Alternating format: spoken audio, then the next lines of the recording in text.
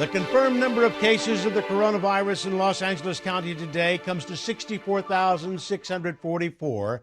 The confirmed number of deaths reaches 2,655. Here in Torrance, the total number of confirmed cases is 414, with total confirmed deaths at 46.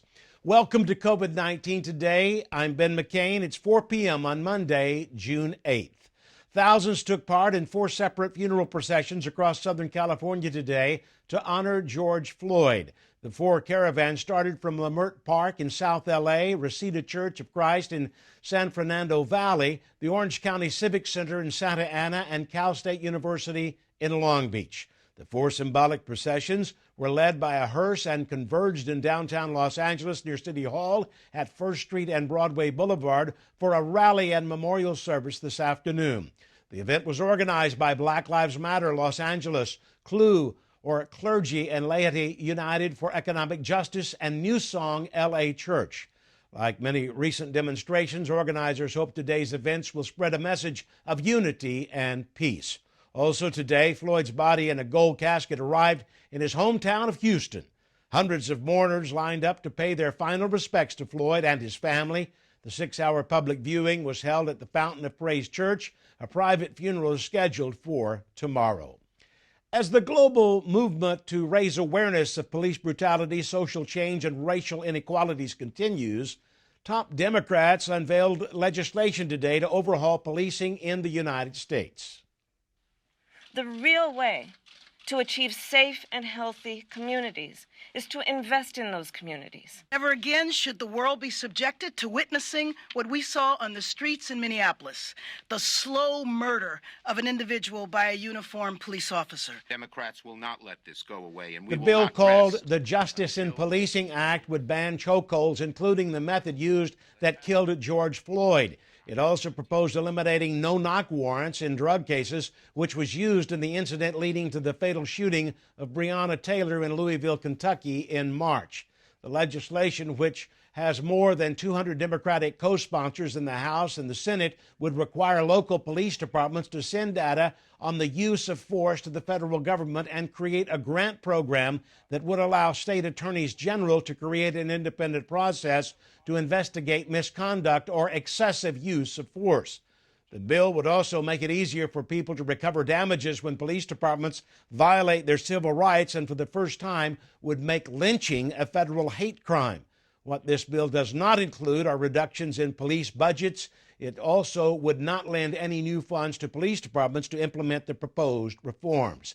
House Speaker Nancy Pelosi said in the coming weeks the House would hold hearings and vote on the legislation. The measure comes in the wake of massive protests that have impacted the nation and across the globe over the last 2 weeks since Floyd's death. A 4.3 magnitude earthquake shook last night near the Ridgecrest area. According to the U.S. Geological Survey, the earthquake was detected around 9:15 p.m., about 10 miles east of Ridgecrest. This comes just 4 days after a 5.5 earthquake struck the same area, and just 2 weeks prior, a 3.8 earthquake. These have been described as large aftershocks from the 7.1 magnitude earthquake that shook Ridgecrest last July. As more restrictions continue to lift, one company reports they're seeing a big uptick in business once again. Popular lodging service Airbnb said they saw an 18% increase in use in the last 30 days. As more people are beginning to make travel plans again and families look to make the post-quarantine summer arrangements, Airbnb CEO Brian Chesky says customers are opting to stay close to home. He says travel is looking to shift, going smaller and more intimate and more local.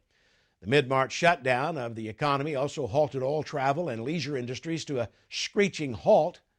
Airbnb expects their revenue will be cut in almost half this year due to the impact of COVID-19. Deaths in California nursing homes attributed to COVID-19 continue to be a big concern in the state, as numbers doubled in the last month.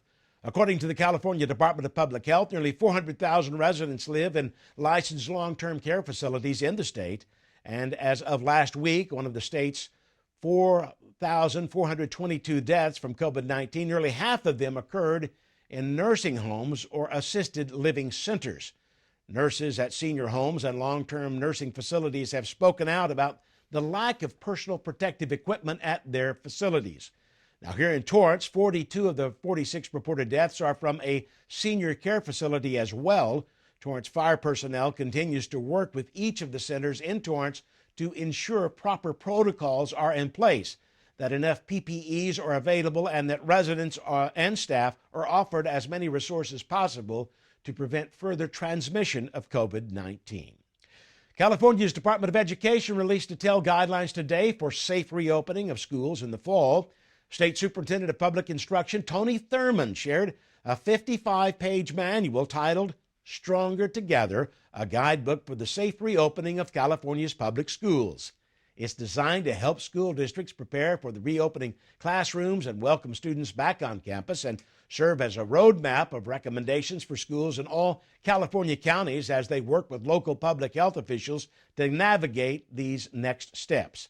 In the guidelines, educators will find recommendations for face coverings, physical distancing, symptom screening should schools decide to provide in-person instructions. It also provided in-depth considerations for designing high-quality and equitable instructional practices for all students. You can read the guidelines online at cde.ca.gov. The Torrance Council of PTAs came together to surprise Torrance Unified School District Superintendent Dr. George Mannon.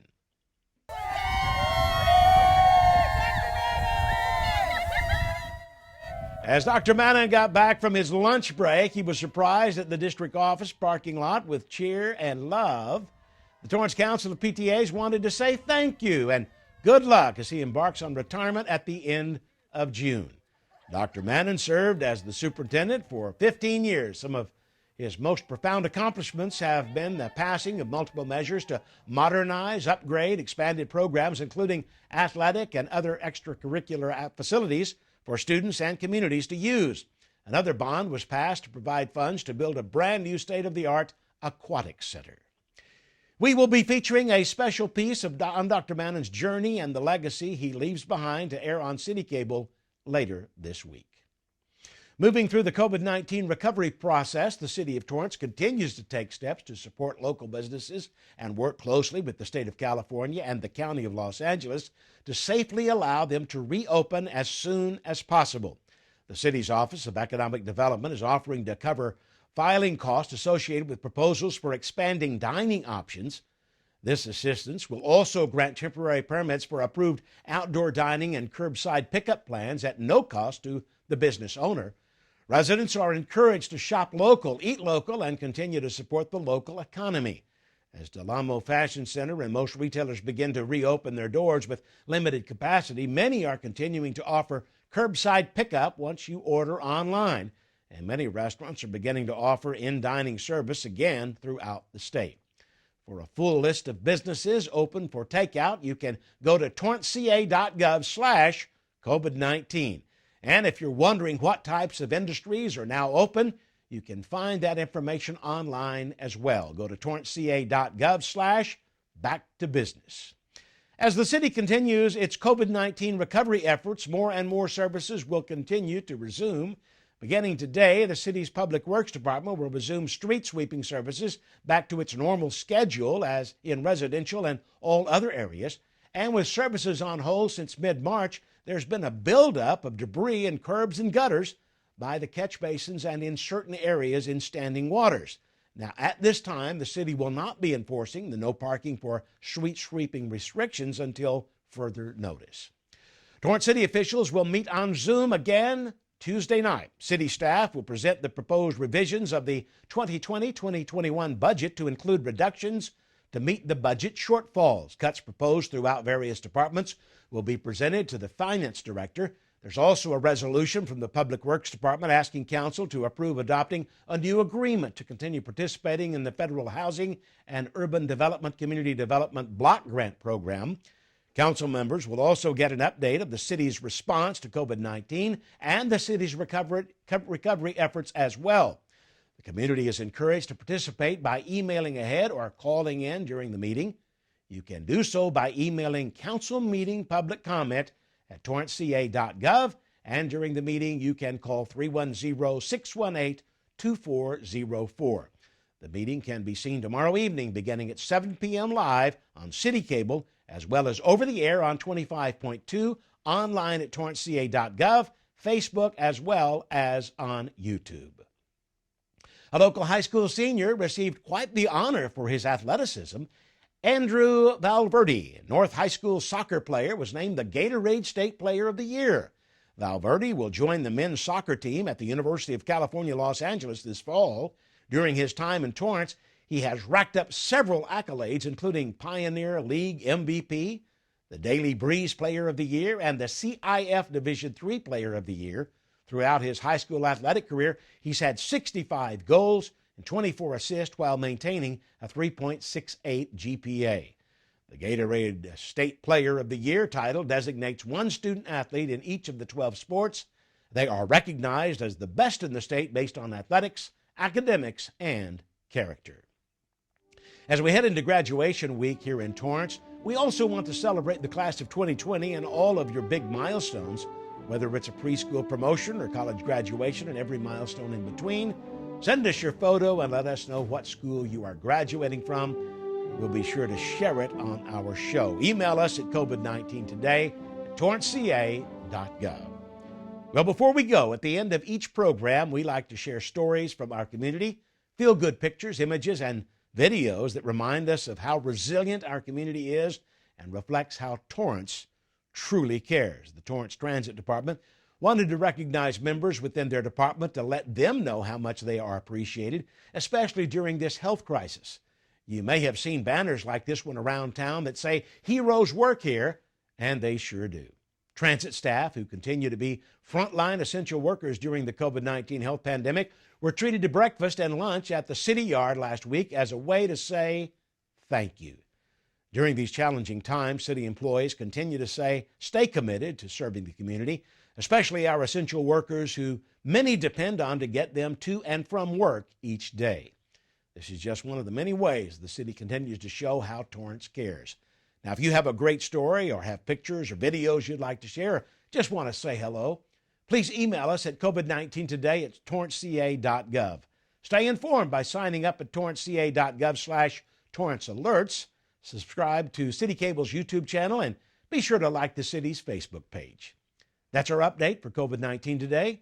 We hope you'll join us again tomorrow at 4 p.m. as Hibas Ahmed brings you the latest updates. Be safe, stay healthy, and thanks for tuning in. We'll see you next time.